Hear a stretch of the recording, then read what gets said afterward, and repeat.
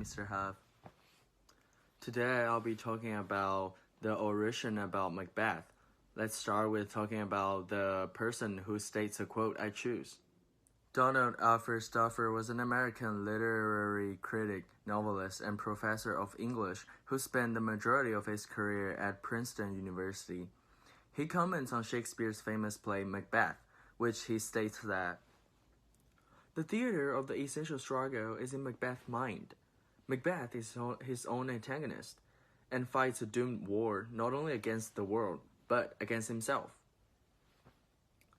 The simple central idea is that there is no escape from your conscience. Personally speaking, I'm totally convinced by Stauffer's statement and agree that his enemy is his own feeling of guilt. There are a lot of ways to prove his statement in this play. There are three essential points in the play distinctively demonstrates his statement. Nobody can pursue ambition and stay conscious at the same time. In my argument, I'm going to demonstrate how Macbeth's ambition appears start with Act 1. And as his ambition develops, it fights a combat with his conscience, thus form the inner war and shows his struggle, which is the central idea of the play.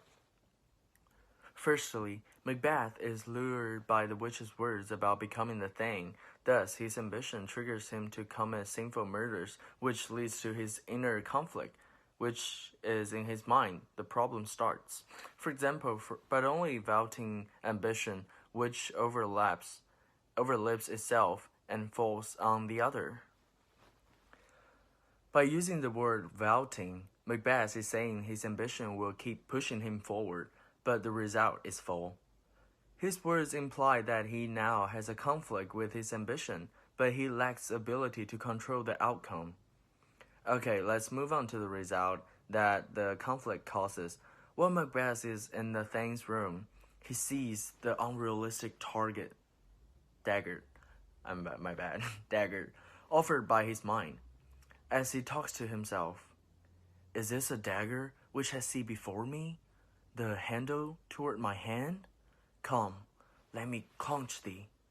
I have thee not, and yet I see thee still. He does not actually have a dagger, while he sees the illusion of the dagger pointing at him, which pretends to encourage Macbeth to murder the Thing. Thus, his ambition has grown, and the appearance of the dagger suggests the beginning of the battle between ambition and conscience. Throughout the entire play, Macbeth struggles with his inner self, because he feels guilty for murdering others. I can imagine Mr. Huff standing by me and asks how to prove that. And here's how. Immediately after killing King Duncan, Macbeth's conscience becomes disturbed. Why? He realizes the morality of his act and feels guilty about his actions. Macbeth wants to forget entirely about the murders, which is impossible, and his thoughts and comments even suggest that he regrets killing the king.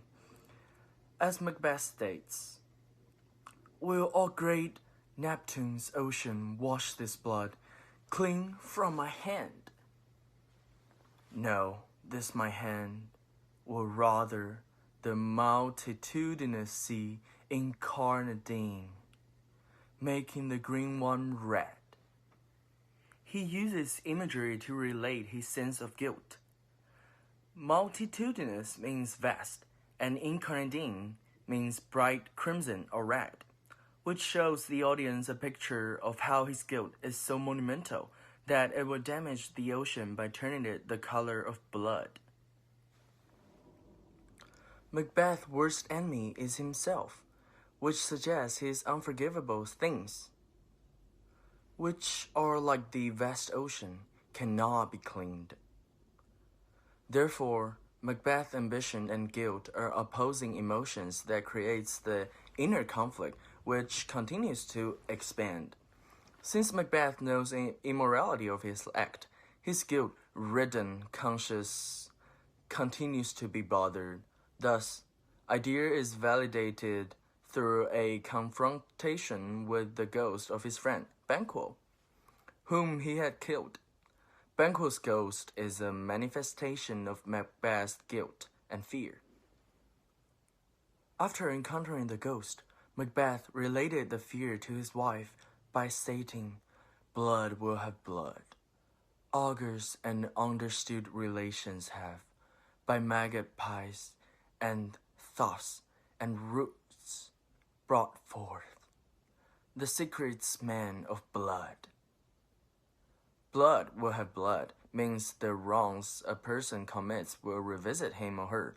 By showing his fear about the coming revenge, Macbeth admits his sins and regrets about what he had done. To satisfy his ambition, the interaction further increases his inner conflict. After Macbeth meets with the witches again, he is overtaken by the promise they give him, which is, "No man be born by a woman can defeat you." Although he is convinced by the witches, he still asks for armor, which reveals his insecure feelings towards Macduff's revenge. For instance, while Macbeth talks to the doctor, he frequently says, "Give me armor! Give me armor! Give me armor!"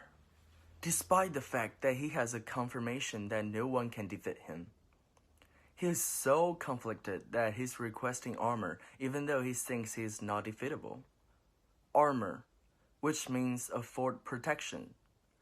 And the purpose of him saying that is evident for his insecurity.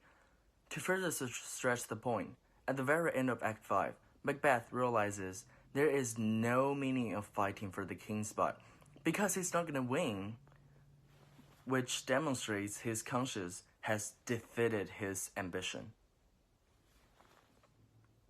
Okay, let's draw to a conclusion.